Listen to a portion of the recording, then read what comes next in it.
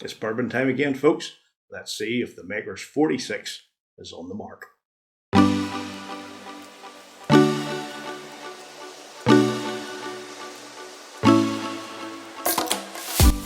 Greetings, whiskey lovers, and welcome to another episode of Whiskey Straight with me, Big Al. You know what to do.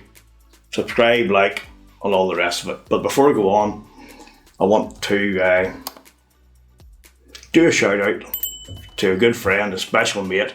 It's Matt over at Matt's Cigars and Whiskey. It's his birthday today. He's still a young fella, but he sprouts a fantastically good amount of face fuzz since the lockdown. So go over and check him out.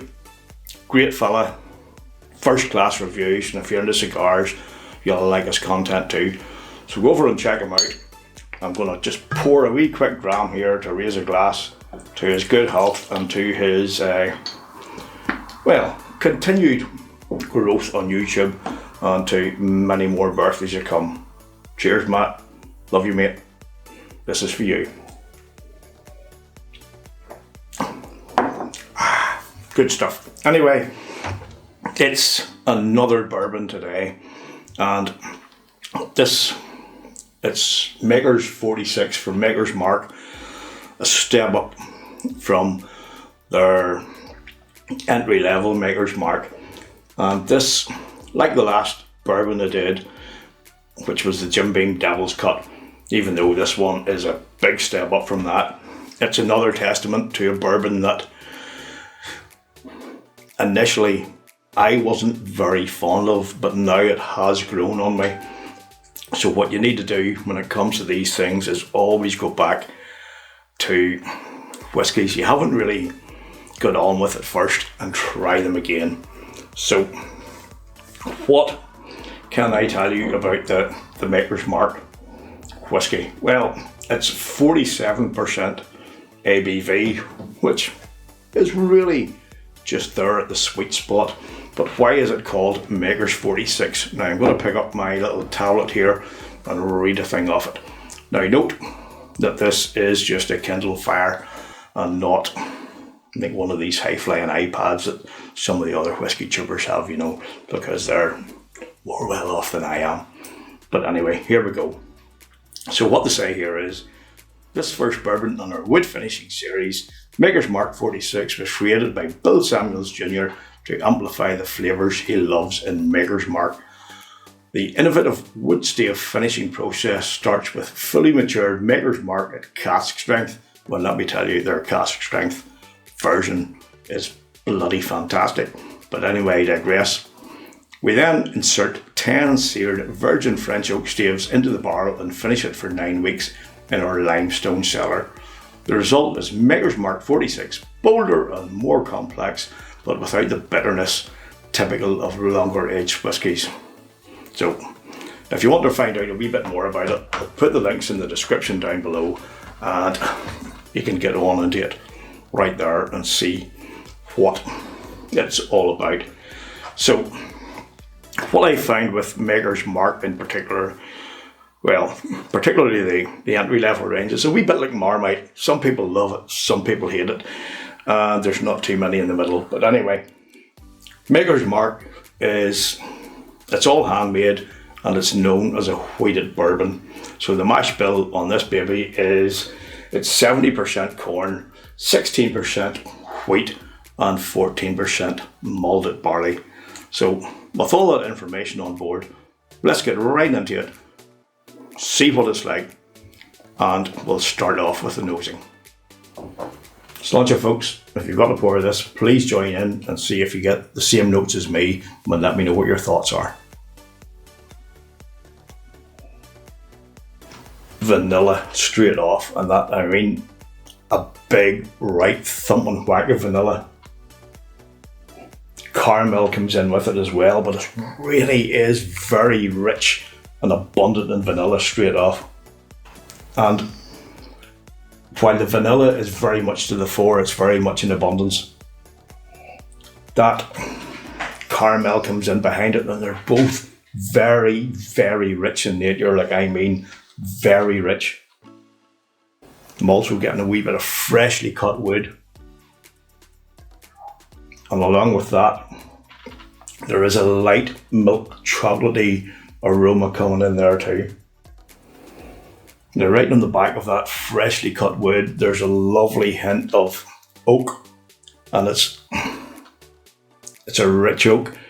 It's not a really dark oak. It's nice and rich. And what it brings with it is a wee shade of an orange flavour as well. A wee bit of floral note. A wee tad of, how to put it, like wood polish as well. Like a freshly shined, polished, fresh wood table. And as it lingers, it does become a wee bit orangey. And it's like an infusion of wood and orange put together. Again, with that vanilla overtone, which is really, really nice. Now, if you hear some squeaks in the background, one of the cats have just come in, wee Ninja, who I think's pretty hungry. But she'll just have to wait till this video's over, won't she? Unless she wants a wee sip of bourbon, that is. A really nice, fresh, inspiring nose, very rich, and it's inviting to the extent that it's one of those nosings that you really want to get into a bit more, but at the same time you just want to get into the tasting to see if those rich notes are there on the palate as well. So here we go on the palate. Sláinte, folks. Hope you're all having a great weekend. Again on the palate, just as on the nose, big, vibrant, whacker vanilla.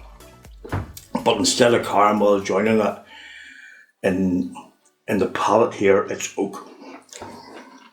It's deeper oak, it's richer oak, it's very vibrant. There's a nice wee bit of orange spice comes in there as well, a wee bit of black pepper, just to add a wee bit of pizzazz there as well, a wee bit of a tang. Not too bad, but it's there, and it does really add nicely to the overall experience. Now, as that initial first sip sort of dissipates, goes towards the back of the palate, it does become a wee bit of a barrel char in nature, a wee bit coffee-like, and there is a kind of darker, richer caramel coming in there. Not a light caramel, but a darker one. Almost treacle-like. So let's go again for another sip. That caramel feel comes a wee bit more to the fore now. But again, it's more of a chewy type of a caramel rather than a liquefied runny type, if you catch me drift. There's a bit more oomph to it.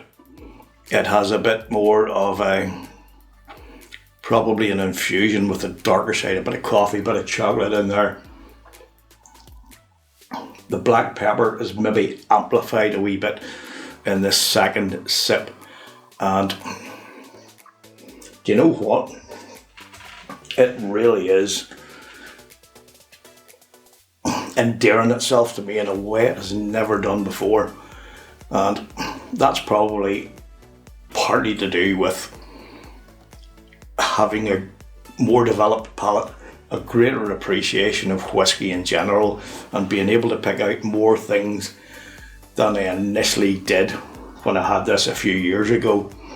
So again, as I said before, this is a testament to never fully discount a whiskey, because your palate will develop, your experience will improve, and things you didn't like before will become things that you maybe appreciate a wee bit more when you get a bit more experience.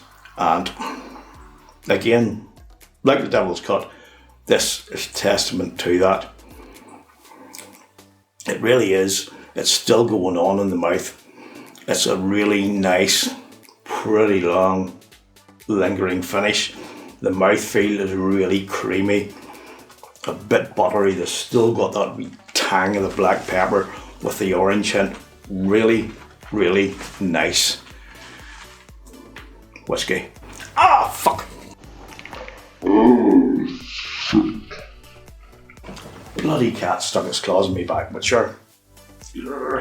So the cat thinks it needs food more than I need to do a whiskey review.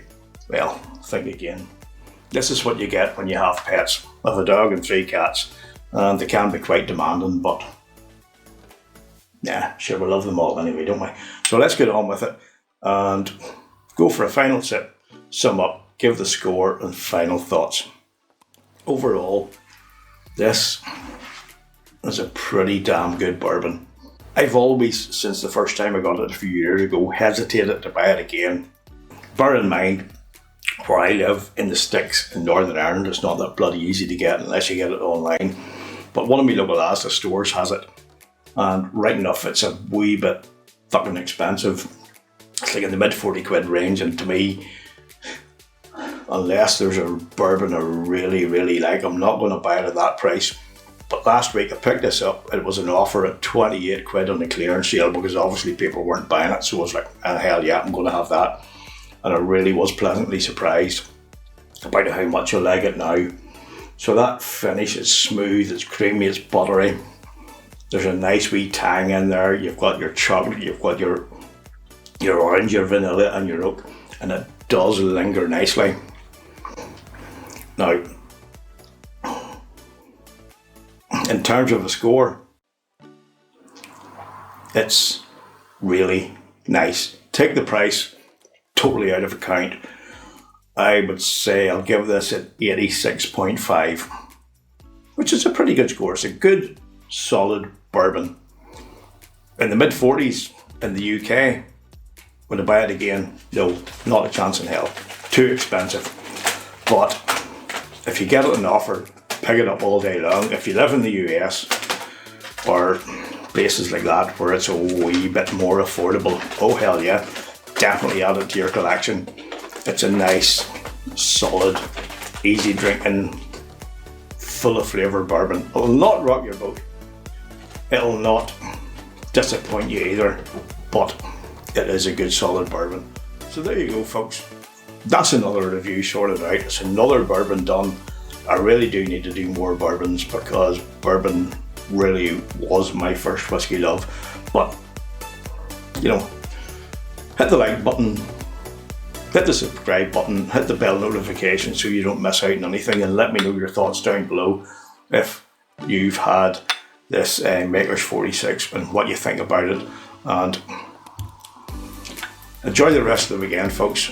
Stay safe, look after yourselves, look after each other, and most of all, keep on drinking your whiskey the way you like it. Sláinte.